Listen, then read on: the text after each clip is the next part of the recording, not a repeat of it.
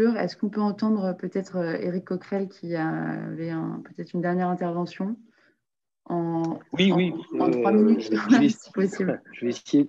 J'ai été Merci. bref jusqu'à maintenant, je vais essayer de l'être encore et pas répéter ce qui a été dit.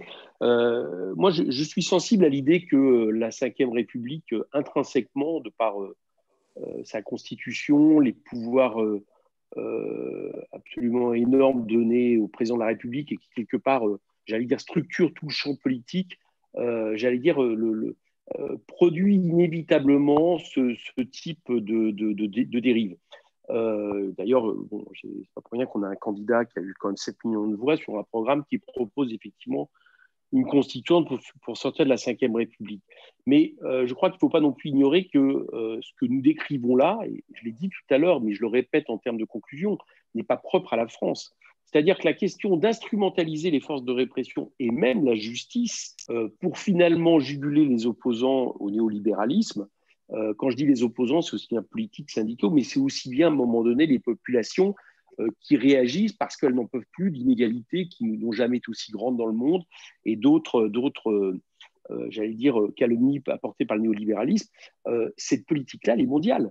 Je donne un exemple, on n'a pas parlé pour l'instant, mais ce qui est arrivé à Lula au Brésil, d'une instrumentalisation de la police pour faire en sorte qu'il ne puisse plus exercer le mandat présidentiel et permettre à un fasciste comme Bolsonaro de le prendre, la nature, pas le degré, mais la nature est la même que quand un principal parti d'opposition voit 100 policiers débarquer dans ses locaux, gilets pare-balles, etc., traités comme des terroristes pour les questions qu'on a connues.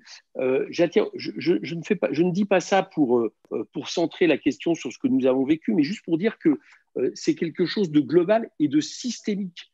Quand vous avez un syndicaliste qui se prend des gardes à vue, qui se prend des amendes, qui se prend de la prison, c'est un message envoyé à ce syndicaliste pour qu'il arrête de résister, mais aussi à ses camarades pour qu'ils ne fassent pas pareil. Et si vous regardez ce qui est en train de se passer tous les jours, dans le monde syndical français, vous apercevrez que ça ne peut pas juste être une évolution comme ça. Donc, je le répète, je crois que cette question est éminemment politique parce que la dérive autoritaire du néolibéralisme lui est intrinsèquement liée. Et je pense même s'il ne faut pas le décrire en ce moment par ces mots, parce que ça serait trop fort et ça ne décrirait pas la réalité, mais que si on laisse faire, on pourrait même parler presque d'une essence totalitaire possible à partir du moment où on veut installer la souveraineté des marchés, du profit, du capitalisme financiarisé, plutôt de celle des peuples. Pour autant, ça ne veut pas dire qu'il n'y a pas des choses à apporter en dehors d'être capable de changer justement de régime à la fois de pouvoir politique. Je parlais tout à l'heure de l'indépendance de la justice. Je vous renvoie par exemple aux conclusions qu'Hugo Bernalicis vient de faire d'une commission d'enquête très intéressante de mon collègue à l'Assemblée sur l'indépendance de la justice et par exemple de remettre en question effectivement l'article 64 qui veut que le président de la République, ce qui est vraiment pratiquement une exception dans beaucoup de démocraties, soit le garant de l'indépendance de la justice. Nous, on préférait que ce soit un conseil de la magistrature rénové, dans lequel, par exemple, des associations pourraient être, dans lequel les greffiers, les avocats pourraient être représentés, etc. Donc, il y a un certain nombre de mesures qui existent. Quant à la police, et je termine là-dessus, là, j'ai une véritable inquiétude. Alors, l'IGPN, je ne reviens pas là-dessus, je suis d'accord avec ce qu'a dit Arié, retour à une police de proximité, en finir avec une police surarmée, qu'on revienne des gardiens de la paix, qu'on leur donne les moyens. Mais je crains fort que l'évolution de la police depuis quelques années ait fait qu'elle ait été travaillée de l'intérieur par des policiers dont j'ai peur qu'on ait beaucoup de mal à les réformer, à les remettre dans le droit fil. Et de ce point de vue-là, si demain on avait véritablement la volonté de remettre à la question des libertés publiques et en même temps une politique efficace, parce que tout ce que je traduis là n'est pas efficace. Ce n'est pas efficace pour la sûreté dont a le droit chaque concitoyen.